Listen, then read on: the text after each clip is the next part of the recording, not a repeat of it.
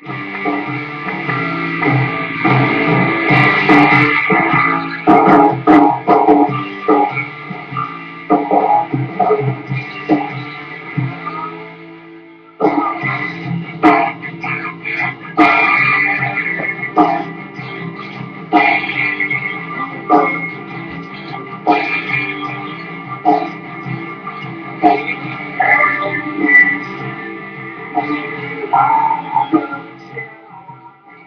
evening, everybody. It is Thursday, September 6th. I am your host, Mike Picchio, aka The Commish, and proud owner of Team Darth Vader. I am here to bring you the second edition of the VFL podcast, live from my own bedroom in Hasbrook Heights. First things first, let's go over something real quick. A few days ago, I had released the VFL preseason rankings. I hope most of you guys got a chance to listen to it. I know a few of you had a few issues, but if you opened your email, I think that was the easiest way to go about it, using a regular top or a Mac or something like that. Listen, guys, I do it for fun. It's not to be taken serious. If I put you 12, if I put you 11, if I put you 10, who cares? Nobody cares. It is for fun. Don't text me, don't call me, don't badmouth me. I do it all for fun. If you guys rather me not do it, I won't do it. But I think it's a cool little addition to start out the season. So that being said, tonight we got a nice show for you. We're going to go over last night's game a little bit. We're going to go over a couple of the upcoming games this week. I got a special guest that should be calling in any minute to go over a few things and kick off the season. I'm stoked. Last night's game was great. Super excited about Sunday's games, Monday night's games, and I think it's going to be an exciting season for NFL and for the VFL. I have spoken to a few owners over the last few days, and everyone seems to be as excited as me. So, let's do it. And now for our first guest of the night, we're going to bring in Jimmy Dews. How you doing tonight, Jimmy Dews? What's up, Mikey? Thanks for having me on. I'm doing great. Oh, I'm doing good, bro. Anytime. You're always welcome on this show. Thanks very much. Thanks for having me. How's your night going, all right? All right, not bad. All right. Everybody, in case you don't know, this is Jimmy Paduchik, owner of Hayes, last year's champion, this year's number one preseason ranked team. Jimbo, how you feel about being the number one ranked team, my man? Well, coming into the season, I was trying my hardest to build another fantasy squad to get me to the promised land. To be honest with you, I really didn't think I had a shot to be the number one seed coming in. I knew I did a pretty well job in the draft with the three good wide receivers and, doing the tight end Vernon Davis with a nice kick and a jet seat, but the commission has the final word on the rankings, and I'm taking his word for it. All right, yes, he does. That is true. What really did it for me was those three receivers, Jimbo. I mean, Nick's got off to a little slow start last night, but I think he's going to be in for big things. And then you got Marshall and Brown, who, what can you say about Marshall? He's back with Cutler, and Brown's, I think, going to be the number one over there this year. So that really put me over the top with your team. To go with Cam Newton and Marshawn Lynch, and Vernon Davis, that's a pretty scary team you put together. And I think, we might see a chance of a repeat. How do you feel about maybe coming back and repeat? We haven't seen one of those in a while. I'm trying my hardest to do it.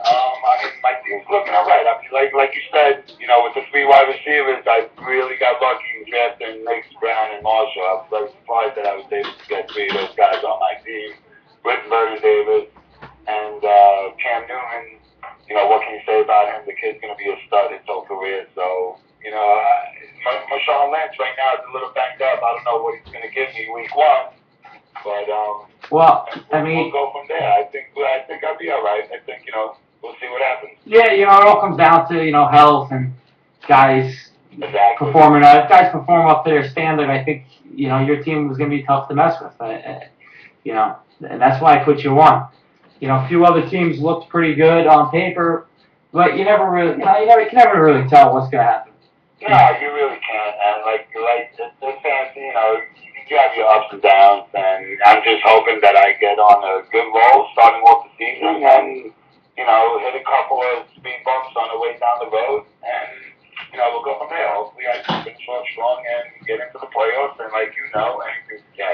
Well, that's the key, is getting hot at the end, Right. getting in that playoffs and staying hot. And, not that I know, Jim, but I've heard, and I've seen it throughout the years. So I have a little bit of experience of watching.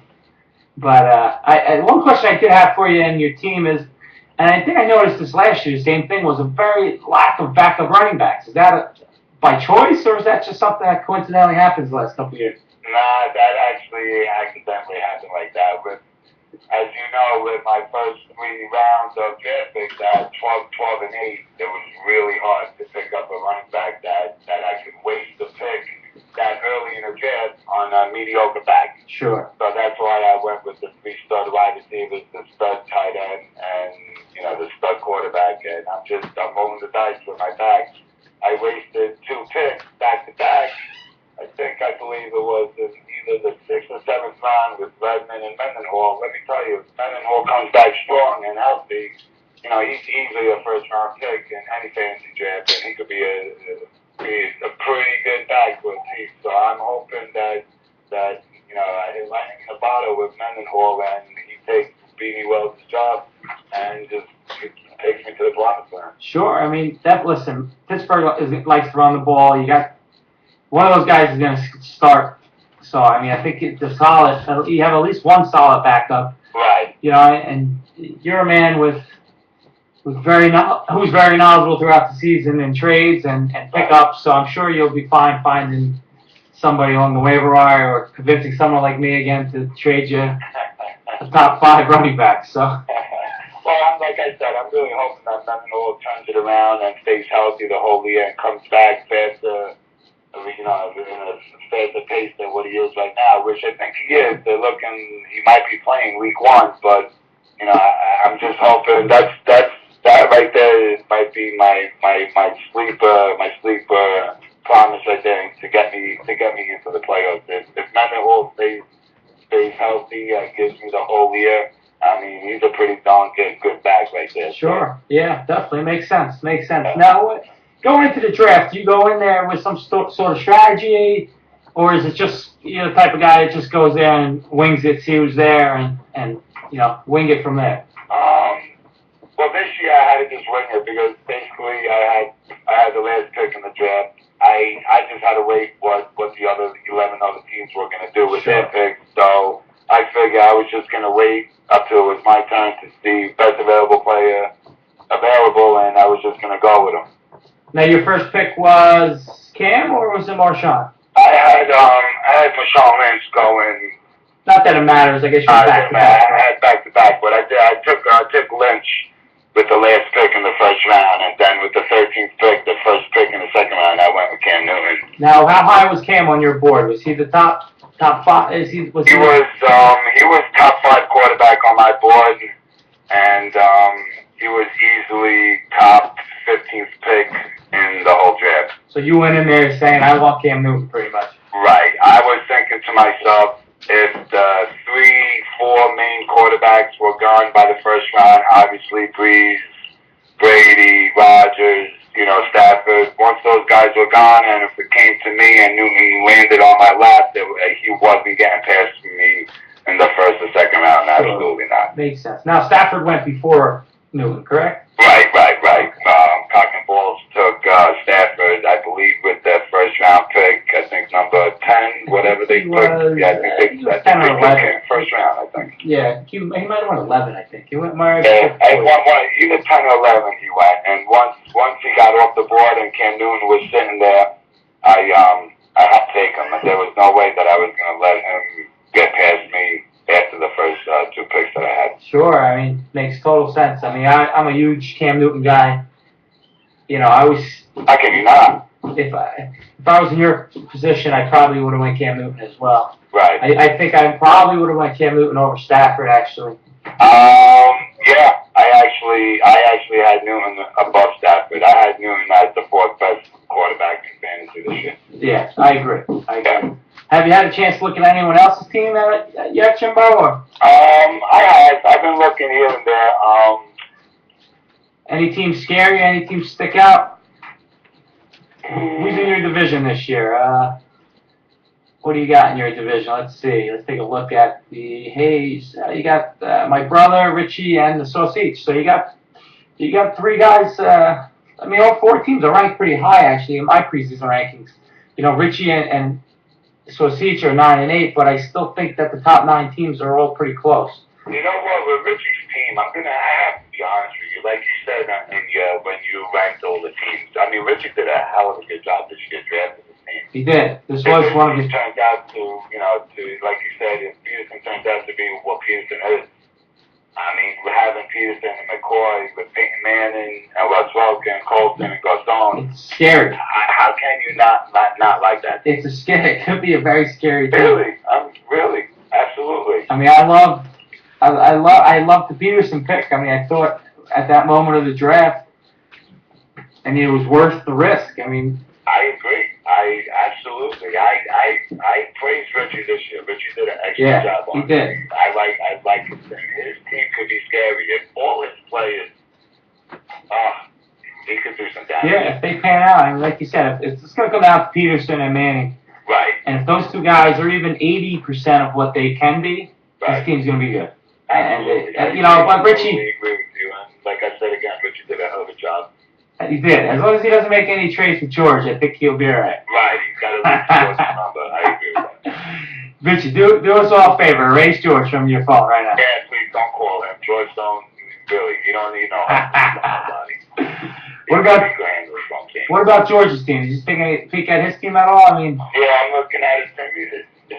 Going into the draft, you got to think even before George drafts his team that he's going to be your biggest opponent in that division. I would think. I totally agree with you. Once I knew that George was in my division, I would have to accept myself that I have to draft the better team that George drafted. Yeah. I mean, that's your. I look every draft I go into. I look at who's going to be in my division, and that's right. And I kind of think the same way. Even before the team's drafted, who knows? Any year anything can happen. But George is pretty notorious for putting a good team together. Yes. And then he started out good last night with your boy TR, huh? Tony Romo and the boys. Oh man, what a great game he played last night. Come on, you gotta give him props last night. Last night he played like he was a real quarterback. Me and my brother took Romo in Chris's league, so we're pretty high on Romo. Obviously, my brother took him in 2 leagues, so he's even higher on him. Yeah, sure. Giving him 26 points. That's a good start for the week. It's a very good start. Very good, especially from a guy that's not ranked in the top 6, 7 quarterbacks. So when you take a guy like Romo later in rounds, you think you're not going to get equal value, but you come out week 1 and you're probably going to beat your opposing quarterback. So I agree with that. I'm biased. You know me. I'm always going to stick up for my players. But sure. Romo, I think Romo is up there in the league. I mean, I'm not saying top 5, but I mean he's right behind the top 5. He's nice. If you want to say 7, 5 to 7, I'd say yeah. And with the potential to be a top 5, I think he has the potential. Absolutely. If you don't make a stupid mistake like we seen he did in the beginning of the game, sure. That pick, if he would have just tucked the ball in and take the sack. Yeah, that's one thing. That would have never happened. But, he's got a little Brett Favre in him, but right. You see what else he could do. And how about this kid Ogletree? I mean, I was talking to I was talking to somebody about the draft and how you could go 18 rounds, 200 plus picks, and not even be thought of. Right. And the guy in the first game of the year is and has the best night of them all. It's amazing. It's amazing. It's football. He took over Lauren Robinson's job. Sure. Lauren Robinson actually signed a big contract with Jacksonville. Yes, he did. He left. And, the Dallas Cowboys had an opening spot for a third receiver. He stepped up, and he won the job. And, Romo's pretty good at utilizing all his plays. Yes. So, I was actually at... He must have had a nice long talk with him saying that I'm gonna look at you along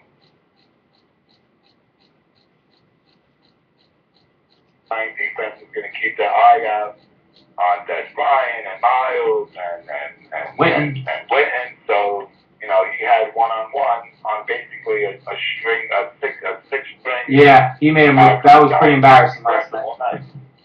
That was embarrassing. It was. I mean, Romo. The Cowboys are notorious for getting that third receiver you know, a lot of action. I mean, you look at Lauren Robinson last year. I think the year before that, or 2 years ago, was Miles Austin. Yep.